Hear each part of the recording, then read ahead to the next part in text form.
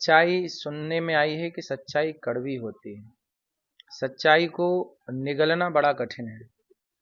आज हमने यही तो बोला कि को इस कलयुग में आप नहीं कह सकते, तो ये विवाद का कारण बन गया कि आपने कह दिया।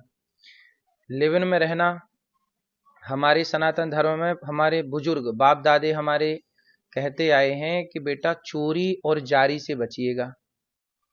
जारी गांव का शब्द है, ठेठ आप लोगों ने भी सुना होगा। हमारे बाप दादे बोलते हैं कि बेटा चोरी और जारी, जारी मतलब पर स्त्री पर पुरुष, पराई स्त्री और पराई पुरुष से मन हटाइएगा, अपनी पत्नी और अपने पति में मन लगाइएगा। यही कह दिया तो विवाद हो गया। कुछ स्त्रियां कुछ लिव-इन में रहकर इसके संग रहकर उसके संग रहकर उसके संग रहकर फिर तीसरे के संग, लड़की हो या लड़का दोनों, चार जगह गांव की ठेठ भाषा में है। जैसे पराई स्त्री या पराई पुरुष में मन लगाने को ना चरित्रहीनता को गांव में बोलते हैं। तो ये शुद्ध गांव की भाषा है और ये जो गलत है उसे गलत ही कहा जाएगा, सही कैसे कह दिया जाएगा। महाराज जी आपका भाव तो ठीक था, लेकिन महिलाओं का आरोप है कि आपने जिस तरीके से व्यास गद्दी से कहा उसको लेकर उनको आपत्ति है। पहली बात तो मैं आपको बताऊं कि ये बात प्रश्नोत्तरी, जैसे हम आपसे संवाद कर रहे हैं ना, हम एक संवाद के माध्यम से प्रश्नोत्तरी कार्यक्रम करते हैं जो कि व्यास गद्दी से अलग कार्यक्रम है।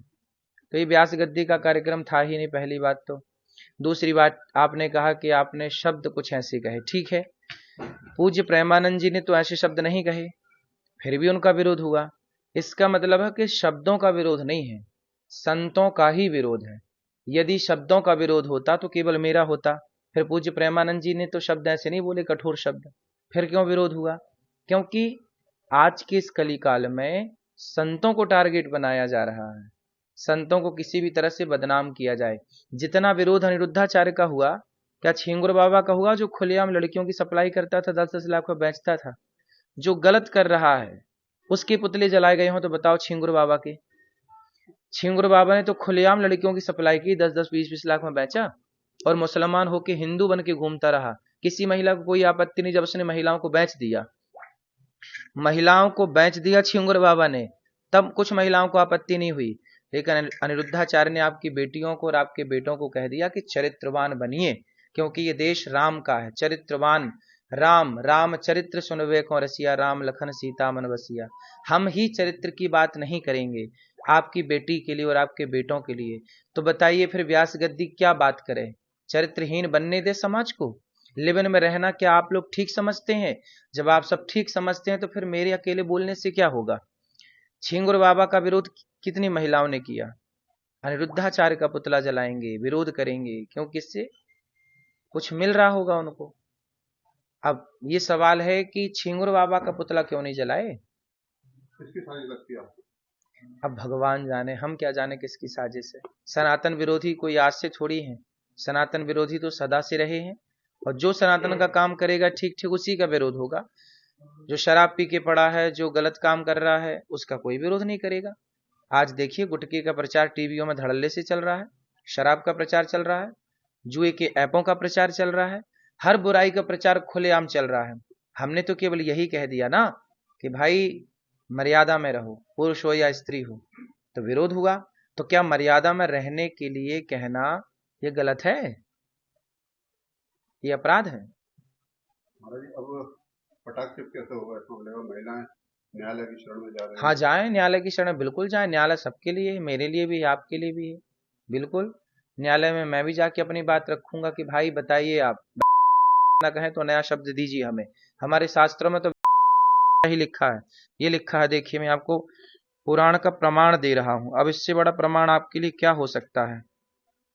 ये देखिए, ये ब्रह्मवैवर्त पुराण श्री कृष्ण जन्मखंड अध्याय नंबर है 75, श्लोक नंबर है 64 नारी वैश्या प्रतिज्ञेया चतुष्पुरुष गामिनी। जो चार पुरुषों के संग रहे, स्त्री या पुरुष, ऐसे लोगों को, पुरुष को व्यभिचारी कहा जाएगा, स्त्री को वैश्या कहा जाएगा।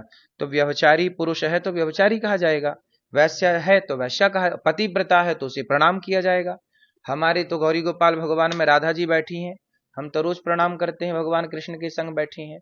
सीता मैया बैठी हैं राम के संग, तो राम सीता मैया की तो हमारे यहाँ पूजा होती है, अनुसुईया माँ की पूजा होती है, सावित्री की पूजा होती है। तो यदि आप नारी सावित्री हैं, पवित्र हैं, तो आपकी बिल्कुल पूजा होगी। हमारे यहाँ तो सुहागन नारी को कहीं रास्ते में मिल जाए तो शुभ माना जाता है कि हम शुभ कार्य के लिए जा रहे थे, और एक पतिव्रता नारी सुहागन हमें दर्शन मिल गया तो हमारा कार्य निश्चित बनेगा। जैसे जाते समय गाय का दर्शन होना, कन्या का दर्शन होना, ब्राह्मण का, साधु का, ऐसे सुहागन स्त्री का दर्शन भी शुभ माना गया है। तो हमारे यहाँ तो नारियों को शुभ माना गया है। लेकिन किन नारियों को? जो कुलटा हैं, जो पर पुरुष से गमन करती हैं, या जो इस पुरुष पर नारी से गमन करता है, क्या ये भी उसी श्रेणी में आएगा?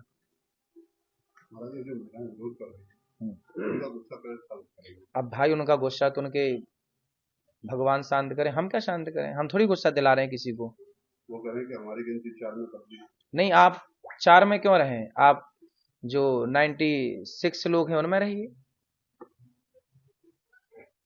हमारा उनका कहना है कि मराठी में छात्र में उनका हुआ वैसा वैसा कह सकते हैं, और कानून में नहीं कह सकते। तो क्या नहीं, कानून की किताब धर्म से बड़ी नहीं है, समझ रहे हैं? धर्म धर्म रहेगा, कानून कानून रहेगा। कानून संसार के लिए है, धर्म पूरी सृष्टि के लिए है। इसलिए वेद पुराणों पर कानून लागू नहीं होगा। कानून की किताब कानून की जगह है, और वेद पुराण की जगह। वेद पुराण के ऊपर कानून थोड़ी चलेगा कि अब वेद पुराण कानून के हिसाब से चलेंगे। वाह।